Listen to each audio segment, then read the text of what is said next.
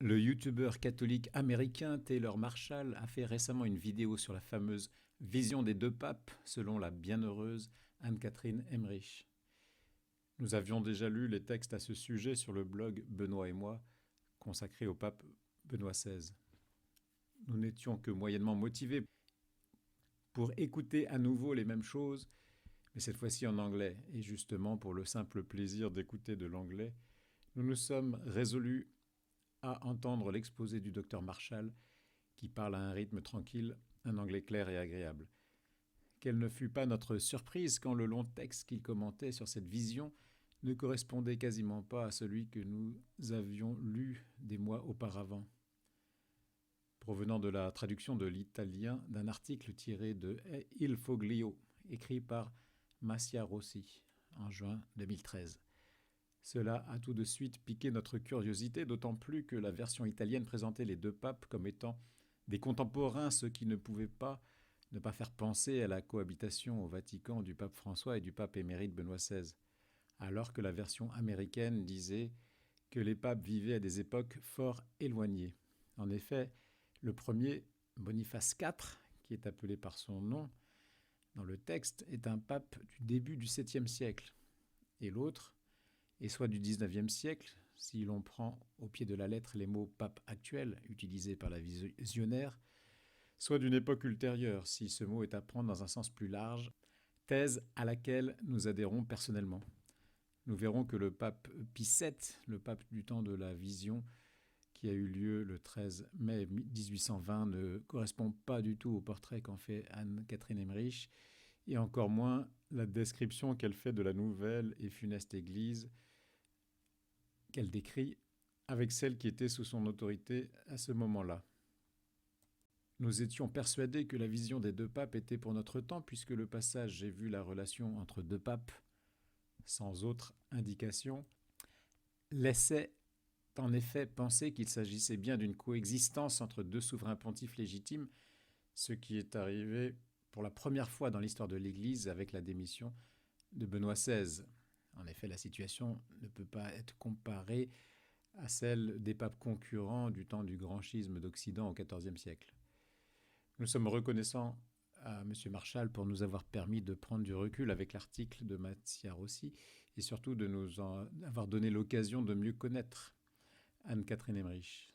Cela dit, l'analyse du docteur Marshall nous a paru assez superficielle puisqu'elle se contente finalement de paraphraser la longue vision du 13 mai 1820 telle qu'elle est retranscrite dans le livre référence de l'auteur de la recension des notes de Clemens Brentano, qui a donné naissance aux Visions, le père K.E. Schmoger de la congrégation du Très Saint Rédempteur, livre traduit de l'allemand en 1867, intitulé Vie d'Anne-Catherine Emmerich.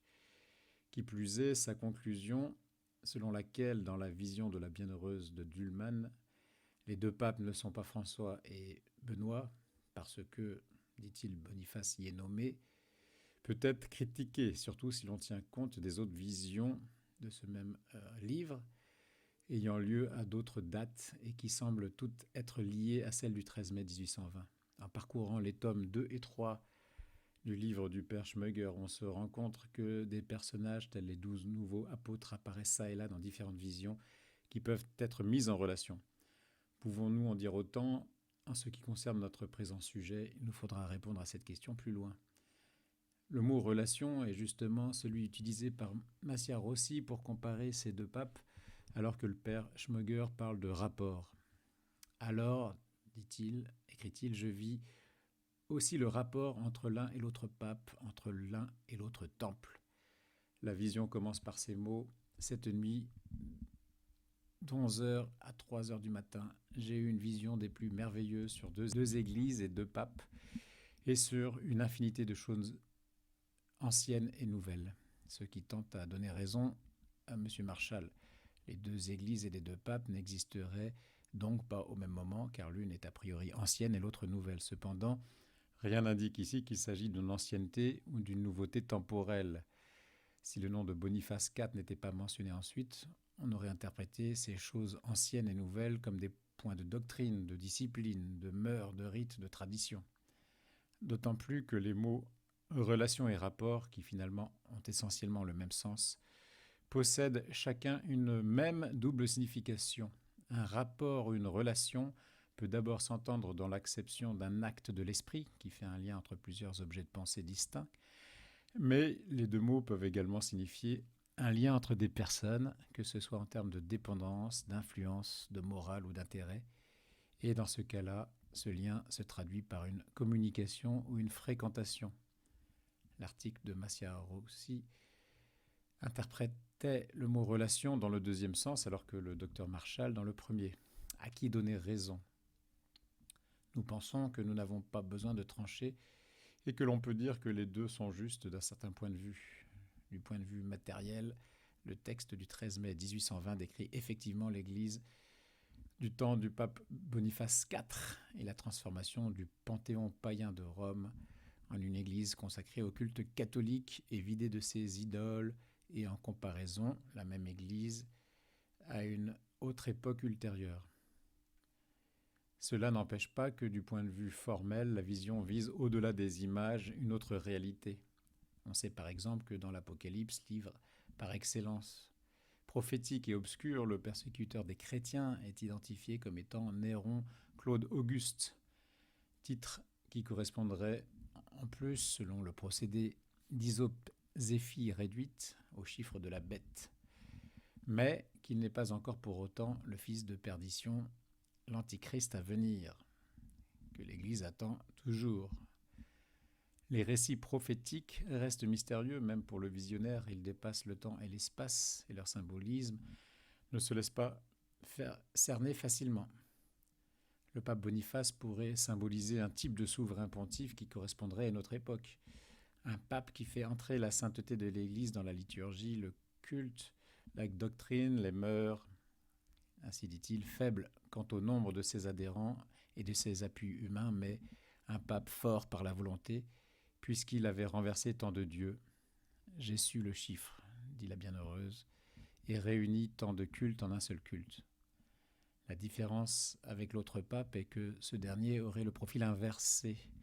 Combien au contraire celui-ci était fort par le nombre et combien faible par la volonté, puisqu'autorisant le faux temple, il avait laissé le seul Dieu véritable et la seule religion véritable se perdre dans tant de faux dieux et de fausses religions.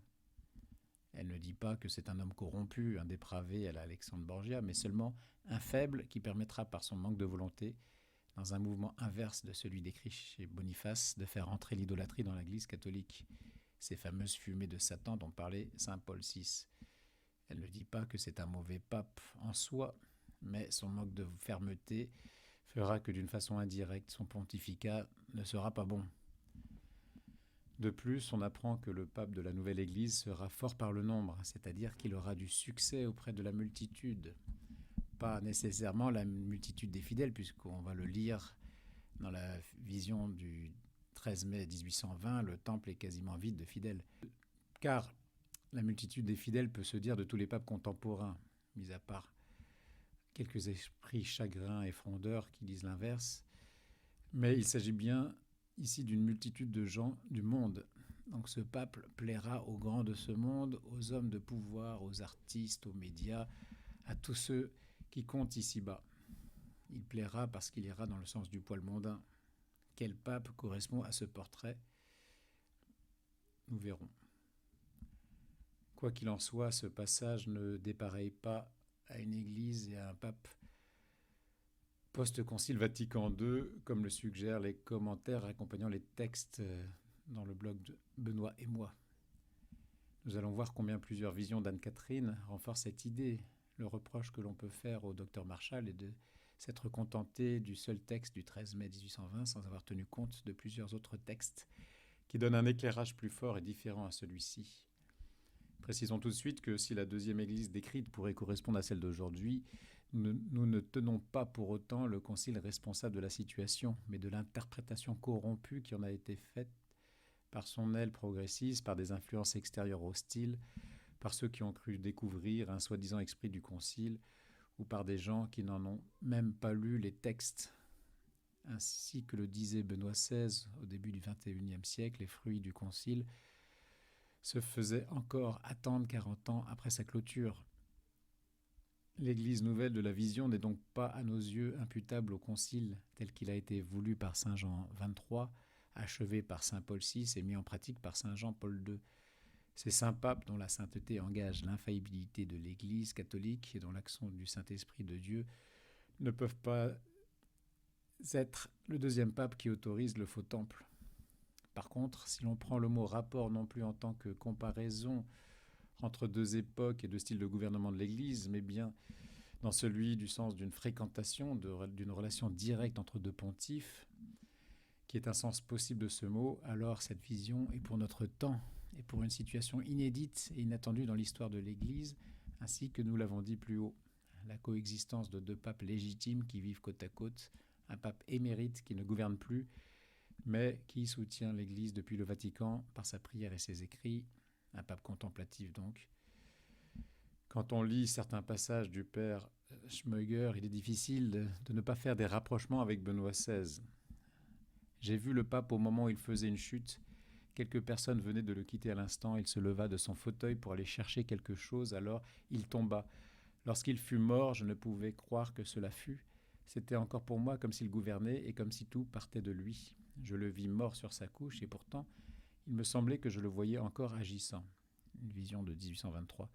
Cette chute pourrait symboliser la démission controversée et qu'on n'arrive pas bien à expliquer de Benoît XVI. L'intéressé met en avant la fatigue et la vieillesse, mais d'autres hypothèses circulent sur une pression qui aurait été exercée sur lui pour le pousser vers la sortie, ou sur des situations de l'Église qui lui paraissaient trop lourdes à porter, eu égard à sa santé. Le pape n'est plus le pape. Dans la vision, il est mort, au moins il est mort à sa charge. Et pourtant, c'est comme s'il gouvernait encore, s'il rayonnait sur l'Église, tout partait de lui, nous dit la vision. Nous lisons aussi, dans la vision du 1er juin 1820, « Je vis aussi le Saint-Père rempli de la crainte de Dieu et priant. Rien n'était défectueux dans son extérieur, mais il était très affaibli par la vieillesse et par de nombreuses souffrances. Sa tête vacillait souvent d'une épaule à l'autre ou tombait sur sa poitrine comme s'il eût sommeillé. Souvent aussi, je le vis tomber en défaillance et semblable à un mourant. Je le vis souvent soutenu pendant qu'il priait par des apparitions célestes, alors sa tête se tenait droite, mais aussitôt qu'elle retombait sur sa poitrine, je voyais plusieurs personnes tourner rapidement la tête à droite et à gauche, c'est-à-dire regarder du côté du monde. Ou encore, le pape est si faible qu'il ne peut plus marcher seul. C'est la description du pape émérite, tel que nous le voyons en ce début d'année 2021. C'est aussi ce pape dont la bienheureuse Emmerich nous dit vivre isolé, ne voyant presque personne, vivant une vie cachée tel un ermite dans un logement à part, peut-être à l'intérieur de la cité du Vatican. Je vois le Saint-Père dans une grande détresse, il habite un autre palais qu'auparavant et n'admet près de lui qu'un petit nombre d'amis. En lisant l'extrait qui suit, il est difficile de ne pas repenser à la trahison d'une des personnes qui était la plus proche de lui au quotidien, c'est-à-dire son majordome, qui lui subtilisa des documents confidentiels dans ses affaires personnelles. J'ai eu à le renseigner pendant qu'il priait sur des traîtres et des gens mal intentionnés parmi les hauts fonctionnaires qui vivent dans l'intimité du Saint-Père, afin qu'il lui en soit donné connaissance. On lit également dans le chapitre 10 du tome 2, « Je vis le Saint-Père dans une grande tribulation et une grande angoisse touchant l'Église, je le vis très entouré de trahison. » Dans la thèse du mot « relation » pris comme fréquentation, et de deux papes contemporains, alors Benoît XVI est le pape lié à l'église des choses anciennes, au premier temple. Cette église est l'église de Saint-Pierre, l'église légitime, comme dit la visionnaire. Une église où régnait la clarté et qui était pourvue de toute espèce de grâce d'en haut, où elle vit les anges monter et descendre de la vie et de l'accroissement, mais aussi de la tiédeur et de la dissipation. Pourtant, elle était comme un arbre plein de sève en comparaison de l'autre église, qui ressemblait à un coffre plein d'appareils inanimés. Cette église, pourtant bâtie sur le roc et pierre, est en danger et en perdition. Et cela en partie à cause de son clergé. Je vis croître la tiédeur du clergé local, je vis un grand obscurcissement se faire, alors la vision s'agrandit de tous côtés. Je vis partout les communautés catholiques opprimées, vexées, resserrées et privées de liberté. Je vis beaucoup d'églises fermées, je vis de grandes misères se produire partout. Je vis des guerres et du sang versé. Je vis le peuple farouche, ignorant, intervenir avec violence, mais cela ne durera pas longtemps. j'eus de nouveau la vision où l'église de Saint-Pierre était sapée, suivant un plan formé par la secte secrète, en même temps qu'elle était endommagée par des orages. On ne peut pas ne pas penser à l'église actuelle, opprimée dans de nombreux pays et diminuant aussi dans les lieux où elle est persécutée, la grande apostasie dont parle souvent le pape émérite Benoît XVI. Dans sa grande Allemagne natale entière, elle ne vit tout au plus dans le pays qu'être ecclésiastiques restés fermes et fidèles. Toujours dans sa patrie, elle voit un avenir peu reluisant pour le catholicisme, la religion tombée très bas et se conservant seulement par endroits dans quelques chaumières et dans quelques familles que Dieu a protégées aussi dans les désastres de la guerre. L'autre église, la nouvelle église, connaît dans un premier temps un fort succès. Elle attire beaucoup, mais elle bénéficie également d'aides cachées dont nous parlerons plus loin. Comment expliquer ce succès? Anne-Catherine voit l'église des apostats prendre de grands accroissements. Je vis les ténèbres qui en partaient se répandre alentour et je vis beaucoup de gens délaisser l'église légitime et se diriger vers l'autre, disant « là, tout est plus beau, plus naturel et mieux ordonné ». Je ne vis pas encore d'ecclésiastique parmi eux. Pourquoi plaît-elle? Premièrement, parce qu'elle va dans le courant dominant depuis le XIXe siècle, celui du naturalisme. L'homme n'adhère plus qu'à ce qui se mesure à la hauteur de sa propre raison. Il se ferme sur une explication matérialiste du monde, de sa création, de son évolution, de sa destinée. L'homme est mis au rang des animaux selon le vœu de Nietzsche. Il vit dans un univers clos qui n'a plus besoin de Dieu. L'homme au mieux vit selon les principes d'une raison autonome qui choisit sa finalité, sa morale et même son essence, et au pire selon ses seuls sens matériels. D'où les thèmes récurrents de la fin du pontificat de Benoît XVI, apostasie dans l'Église, individualisme et relativisme, ainsi que indifférentisme dans la religion. Ainsi, rien ne venait d'en haut dans cette Église, tout y venait de la terre et de la région ténébreuse, tout y était implanté par les esprits planétaires. Tout se faisait selon la raison humaine, tout restait sur la terre et allait dans la terre, et tout était mort, artificiel et fait de main d'homme.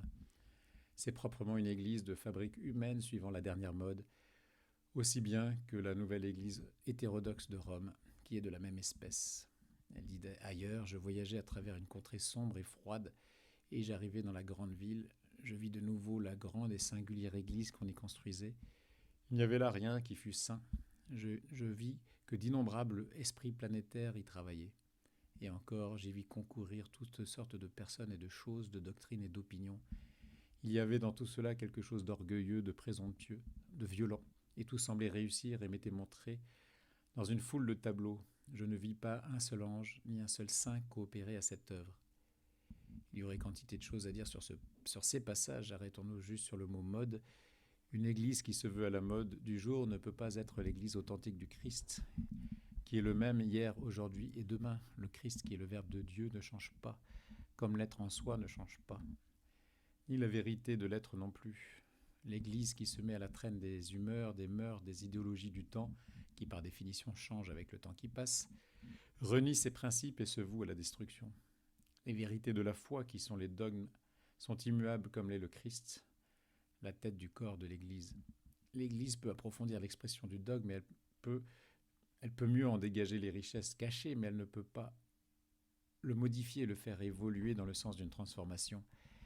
La visionnaire semble parler ici d'une double Église nouvelle, celle de Rome, et une autre à côté d'elle. Cela semblerait signifier que le chef de l'Église lui-même se laisserait contaminer par ce désir d'être bien vu, en se mettant au goût des idées du jour en matière de mœurs, de politique, mais aussi de foi et de la vie sacramentelle. L'autre Église nouvelle serait le reste de l'Église universelle répandue dans le monde. On comprend mieux ainsi l'allusion du début à une Église ancienne et une nouvelle. Au sein même de l'Église unique actuelle, un petit reste demeurerait fidèle au dépôt de la foi, tel qu'il a été transmis depuis 2 millénaires, et une majorité de la même et unique Église se laisserait entraîner au fond des eaux par les sirènes du modernisme. Ainsi, cette nouvelle Église ressemble fortement à une tendance présente dans l'Église post-Vatican II, celle du fameux soi-disant esprit du Concile, qui, soucieuse d'ouverture et d'œcuménisme, compris comme une nécessité de découper des morceaux entiers de la tunique sans couture du Christ pour mieux faire accepter sa doctrine, ses rites et ses mœurs, et se rapprocher des églises coupées de la communion avec Rome, a fini par effilocher une grande partie du beau tissu. Je vis tout ce qui tient au protestantisme prendre de plus en plus le dessus et la religion tomber en décadence complète. Je vis la plupart des prêtres s'engouer des faux brillants du jeune maître d'école et tous travailler ensemble à la destruction. C'est une église où l'on a fait beaucoup de concessions pour faire entrer tout le monde. La barre a été baissée au maximum, on a fait consensus, comme aiment dire les politiciens. On a fait preuve d'ouverture, on a abattu les murs et construit des ponts, pour reprendre les mots du pape François. Dans son exhortation majeure à Maurice Laetitia, qui est comme la feuille de route de son pontificat, le mot d'ordre est d'intégrer tout le monde. Intégrer, c'est la logique qui doit prédominer dans l'Église, est-il dit au chapitre 8. Ne pas exclure grâce à une doctrine sur la morale familiale qui ne détourne durablement nombre de chrétiens de la vie de l'Église. C'est déjà ce que disaient les jésuites des provinciales de Pascal. Il n'importe que l'étape de Jésus-Christ soit remplie d'abominations, pourvu que vos églises soient pleines de monde, lui reprochait l'auteur à travers Pascal, à travers son auteur, dans sa lettre 16. La controversée exhortation susmentionnée ne correspond-elle pas à ce nouvel art de bâtir appliqué à l'Église, une Église de fabrique humaine suivant la dernière mode, une Église étrange et au rebours de toutes les règles? Il y a dans Amoris un renversement flagrant de l'enseignement moral traditionnel pour qui a pris le temps de lire les documents concernés et qui connaît un peu plus que le catéchisme de base. Non seulement les encycliques majeures de Saint Jean-Paul II sont reniées, dans certains de ses passages fondamentaux, quoi qu'en disent certains cardinaux évêques ou théologiens, et les principes de saint Thomas sont aussi bouleversés, malgré les aboiements de quelques dominicains, pour éviter de l'avouer. Mais c'est l'essence même de plusieurs sacrements et le commandement express du Seigneur lui-même qui sont mis par terre et piétinés. Il bâtissait une grande église étrange et extravagante. Tout le monde devait y entrer pour s'y unir et y posséder les mêmes droits, évangéliques, catholiques, sectes, de toute espèce devait être une vraie communion des profanes où il n'y aurait qu'un pasteur et un troupeau. Pour tasser le plus de monde possible, il est nécessaire d'avoir le plus petit dénominateur commun. Il fallait donc en arriver à la liberté de conscience au sens luthérien du terme. Je suis seul juge de mes actes directement devant Dieu. C'est ce que Amoris Laetitia permet désormais, si j'estime que mon mariage, par exemple, n'est plus valide dans mon fort intérieur, si je me sens en état de grâce, quelle que soit ma situation, mes choix de vie, alors ma conscience est le seul critère. Et ce qu'elle me dicte tient lieu de validité morale. Cette nouvelle théologie morale au cœur du pontificat, contenue dans le chapitre 8 d'Amoris, éclaire un passage obscur de ces visions, d'une des visions. L'Église de notre pays, quand la main sortant de l'ombre saisit la mitre qui fuyait toujours, me fut montrée comme dans un état misérable auquel devait contribuer particulièrement le savant Jouvenceau de l'école. Qui est cet étrange Jouvenceau de l'école qui a contribué à saper les fondements de la foi et des mœurs en Allemagne? On sait que l'école est un autre nom classique pour la théologie scolastique du Moyen-Âge, dont le maître absolu est saint Thomas d'Aquin. Il s'agirait alors, sans doute, d'un brillant disciple de Thomas, et par conséquent de son ordre, défenseur, un dominicain. En 1820, le terme Allemagne était plus large car il existait alors ce qu'on appelait la Confédération germanique englobant la Prusse et l'Autriche, formée au congrès de Vienne en 1815. Et justement, le cardinal de Vienne, Christoph Schönborn, est un dominicain que d'aucuns voyaient pape après Jean-Paul II. Il aurait eu 60 ans alors, un âge assez jeune pour un pontife romain. Ce brillant théologien, architecte du catéchisme de l'Église catholique, en a surpris plus d'un dans l'affaire Amoris. Il a pris une voie au rebours de toutes les règles, en reniant l'héritage de ses anciens patrons, les papes Jean-Paul II et Benoît XVI, et de son maître dominicain. John Henry Western du site Live Site News rapporte qu'il a dit qu'il ne fallait pas comprendre Amoris à la lumière de la tradition, mais la tradition à la lumière d'Amoris. On ne pouvait pas faire un retournement plus radical. Rien d'étonnant quand on sait qu'il est un grand défenseur de la nouvelle morale prônée par Amoris. Ce n'est pas une transmutation des valeurs au sens nietzschéen qui est opérée, ce qui nécessiterait la négation même de l'idée de péché, de grâce, de l'âme, de béatitude et de Dieu, mais cela est au moins un virage à 180 degrés, comme une conversion renversée et négative. Nous ne sommes pas au-delà du bien et du mal, comme chez le philosophe allemand. Cependant, lorsqu'une situation objective de péché devient méritoire et digne de la grâce sanctifiante, le mal devient l'égal du bien.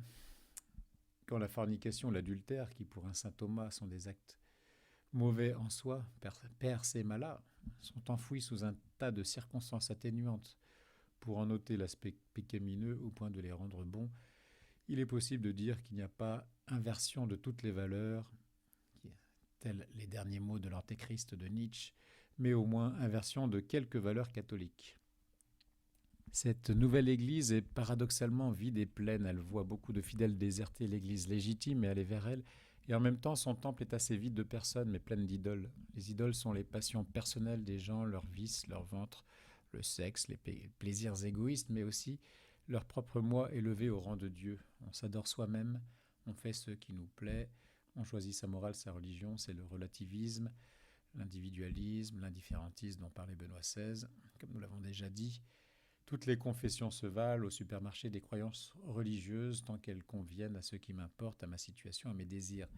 La plus contraignante, la plus exigeante de toutes, surtout en matière de morale, est bien évidemment le catholicisme. Comment s'étonner qu'on le délaisse. Au-dessous du pape actuel,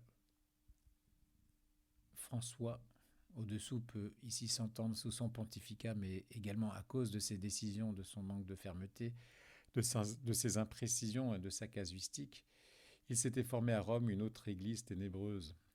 C'était dans une grande et vieille maison semblable à un hôtel de ville.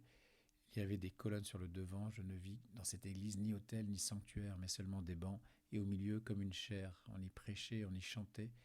Il n'y avait rien de plus. Très peu de personnes y assistaient, mais je vis un singulier spectacle. Chacun tirait de son sein une idole différente, la plaçait devant lui et l'adorait. C'était comme si chacun mettait au dehors de sa pensée intime la passion qui l'animait sous la forme d'un nuage noir qui, lorsqu'il était dehors, prenait aussitôt une figure déterminée. Le plus étrange était que toutes ces idoles remplissaient la salle entière et que l'église où les assistants étaient en petit nombre se trouvait pleine d'idoles, à ce point qu'il y avait à peine assez de place. Quand ils eurent fini, le Dieu de chacun rentra en lui. Ce passage nécessiterait de nombreux commentaires. Nous avons déjà mentionné le fait que dans ce temple, chacun adore ce qu'il veut et fait soit de sa personne son propre Dieu, soit choisit quel Dieu il faut adorer, soit quelle passion prend le statut de Dieu. Dieu ne se révèle pas à l'homme de l'extérieur, comme dans une révélation, dans un mouvement descendant à partir d'une transcendance, mais est immanent à l'homme et surgit de sa propre pensée. Cela est l'essence même du modernisme. Le temple est vide de statues car il est vidé de la sainteté que représentent les statues des saints. Pire encore, il n'y a plus d'autel ni de tabernacle. C'est à entendre de sanctuaire. Pourquoi Anne-Catherine Emmerich dit-elle que cette église s'est protestantisée ? Parce que principalement le sacrifice de la messe, le sacerdoce et les sacrements qui vont avec ont disparu. Il pétrissait du pain dans le caveau d'en bas, la sacristie, mais il n'en résultait rien et on travaillait en pure perte. L'hostie est remplacée par un simple pain qui n'apporte rien aux âmes, car l'intention n'est plus de rendre présent le sacrifice du Christ sur la croix, mais de commémorer symboliquement cet instant lointain. Quand on sait qu'aux États-Unis, 70% des fidèles catholiques ne croient pas en la présence réelle du Christ dans la Sainte Eucharistie et qu'en France, moins de 4% des catholiques baptisés vont régulièrement à la messe, c'est-à-dire que plus de 86 d'entre eux ne voient pas la nécessité de se déplacer pour recevoir l'hostie, signe que ce pain n'est qu'un symbole et non un remède indispensable pour le salut de l'âme, un viatique pour maintenir la foi en vie, on ne voit plus de grande différence avec le protestantisme, sans vouloir accabler nos frères séparés qui n'y sont pour rien. Le sacrifice est aboli et le sacerdoce devient inutile. Je ne vis pas encore d'ecclésiastiques parmi eux. La conscience est devenue autonome comme nous l'avons vu. On peut donc confesser directement ses fautes à Dieu. Plus de sacrement de pénitence, plus de sacrement de l'ordre, plus de sacrement de l'Eucharistie, mais simple impanation aux présences symboliques de Christ dans le pain. Plus d'extrême onction ni de communion des saints, car chacun se débrouille avec son idole, et le salut n'est plus une question de mérite. La sainteté n'est plus une transformation intérieure de tout l'être par la grâce sacramentelle et la pratique personnelle des vertus. En effet, dire que l'Église est protestantisée revient à la racine du protestantisme, c'est-à-dire à la croyance selon Luther que le péché originel a blessé mortellement la volonté de l'homme et sans intelligence au point de rendre le libre arbitre un serf arbitre. La concupiscence est devenue invincible et donc la sainteté n'a plus aucune signification. On ne peut pas se sanctifier, transformer son être et mériter par la grâce. Le Christ ne fait que nous recouvrir de son manteau pour cacher notre misère qui restera toujours. Donc il n'y a plus vraiment de sanctification. D'aucuns diront que l'adoration des statuettes de Pachamama dans les jardins du Vatican à l'occasion du synode de l'Amazonie sont littéralement la réintroduction de l'idolâtrie dans l'Église, soit l'exact inverse de ce qu'avait fait le pape Boniface au Panthéon. Qui sont les architectes de cette étrange Église ? En amont, d'après les visions de la Bienheureuse, nous trouvons une secte secrète qui n'est pas, contre toute attente, la franc-maçonnerie, ce qui n'empêche pas cette dernière de travailler depuis des siècles au travail de sape et de démolition. J'eus de nouveau la vision où l'église de Saint-Pierre était sapée, suivant un plan formé par la secte secrète, en même temps qu'elle était endommagée par des orages. Ici, la secte peut s'entendre ainsi. Mais dans un autre passage, nous lisons « Je passais par Francfort qui était sur mon chemin et je vis dans une grande maison peu éloignée de la grande église se réunir une société qui va mettre en délibération de mauvais projets. J'y vis des ecclésiastiques. Ou encore, il y avait à Rome, même parmi les prélats, bien des personnes de sentiments peu catholiques qui travaillaient au succès de cette affaire. Je vis aussi en Allemagne des ecclésiastiques mondains et des protestants éclairés manifester des désirs et former un plan pour la fusion des confusions religieuses et pour la suppression de l'autorité papale. Enfin, la visionnaire nous dit qu'il était question d'établir plusieurs chefs supérieurs, de supprimer beaucoup de dépenses en diminuant le nombre des ecclésiastiques. Et ce plan avait à Rome même des fauteurs parmi les prélats. J'ai souvent vu que le cardinal C ne vaut rien, qu'il fait beaucoup de mal et qu'il hait son père.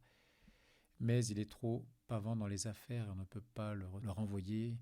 Il est aussi tout à fait circonvenu par la secte secrète. C'est une association très répandue, elle travaille plus vite, mais du reste plus superficiellement que les francs-maçons. Il ne s'agit pas de la franc-maçonnerie, serait-ce le projet pour un ordre mondial avec une seule religion, comme nous l'entendons régulièrement, une préparation d'une religion unique où tout serait fusionné.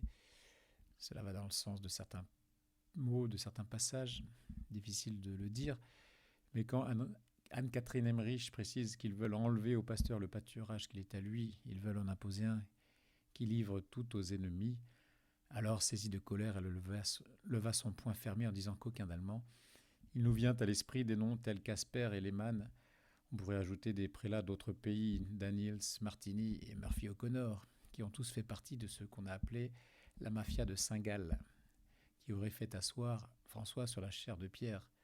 Le cardinal Daniels, qui était apparu juste derrière lui sur le balcon lors de sa première apparition et bénédiction, et qui n'avait rien à faire là, d'après le protocole, s'est vanté dans son autobiographie d'avoir fait le pape François. Aurait-il aidé dans un premier temps Benoît à laisser la place libre en lui enlevant son pâturage ? On ne le saura probablement jamais. Il reste cependant étrange de lire Anne-Catherine nous dévoiler qu'elle vit dans un jardin un nouvel évêque avec la crosse, la mitre et tout le reste. Je vis autour de lui des protestants qui voulaient le faire descendre dans le jardin, mais non, avec les conditions que le pape avait exigées. Il cherchait à s'y glisser par toute espèce de moyens. Je l'ai vu intercepter et détourner les voies qui allaient au pape. Je vis ensuite que quand ils introduisaient l'évêque de la manière qu'il s'était proposé, il était introduit contre la volonté du pape et qu'il ne possédait pas légitimement l'autorité spirituelle. Nous pouvons nous demander si la préparation au secret de l'élection de François par la mafia de Saint-Gall contre la ferme interdiction des papes Pie X, Pie XII, Saint Paul VI et Saint Jean-Paul II dans sa constitution Universi Dominici Gregis de 1996. Donc interdiction de se réunir secrètement en amont pour favoriser l'élection d'un cardinal afin d'orienter le gouvernement de l'Église selon des vues partisanes ne rend pas celle-ci non valide, car même la simonie n'est plus reconnue comme cas d'invalidation d'une élection, contrairement à ce qu'avait dit Jules II au XVe siècle, mais rend cette élection pour le moins illégale. Le pape actuel, si tout cela s'avère vrai, ne serait-il pas un pape illégitime? Nous sommes sûrs pour le moins que les prélats de cette mafia, si ces soupçons sont exacts, méritent tous l'excommunication. L'acta Sententiae, d'après les documents cités ci-dessus. Cependant, cette grande et singulière église qu'on construisait va vite toucher à ses limites car elle n'est qu'une pauvre œuvre purement humaine et les résultats de ce nouvel art de bâtir appliqué à l'église se fait ressentir de manière dramatique. Je me trouvais, dit-elle, dans un navire tout percé et j'étais couché au fond à la seule petite place qui fut encore intacte. Les gens étaient assis sur les deux bords du navire. Je priais continuellement pour qu'ils ne fussent pas précipités dans les flots. Cependant, ils me maltraitèrent et me donnèrent des coups de pied. Je voyais à chaque instant le navire au moment de couler et j'étais malade à mourir. Enfin, ils furent forcés de me conduire à terre où mes amis m'attendaient pour me mener dans un autre endroit. Je priais toujours pour que ces malheureux débarquassent. Aussi, mais à peine étais-je sur le rivage que le navire coula à fond et chacun de ceux qui y étaient ne se sauva, ce qui me remplit de tristesse. Nous assistons ici à l'exact opposé de la fameuse vision des trois blancheurs de Saint Don Bosco. La Sainte Vierge, absente logiquement d'une église plus protestante que catholique, apparaît finalement pour sauver l'église de son fils, méritant l'un de ses nombreux titres, destructrice de toutes les hérésies. Or, le modernisme, le vrai, pas celui dont on accuse injustement le Concile Vatican II, est, selon le mot de Pie X, la synthèse de toutes les hérésies. Ce mot qui vient du grec choisir convient parfaitement à ce temple nouveau dans lequel chacun choisit son idole personnelle, mais je vis aussi le secours arriver au moment de la plus extrême détresse. Je vis de nouveau la Sainte Vierge monter sur l'église et étendre son manteau.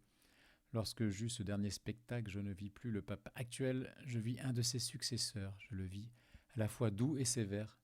Il savait s'attacher les bons prêtres et repousser loin de lui les mauvais. Je vis tout se renouveler et une église qui s'élevait jusqu'au ciel. Le Christ et sa mère ont le dernier mot. Nous terminerons sur cette note d'espérance pour l'Église catholique et pour sa foi.